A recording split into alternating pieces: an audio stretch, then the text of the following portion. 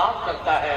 और जब वह अपने लोगों को लेने के लिए आएगा, जो हमारे जो पुरखा इस समय कब्र के अंदर है, वे जी उठेंगे।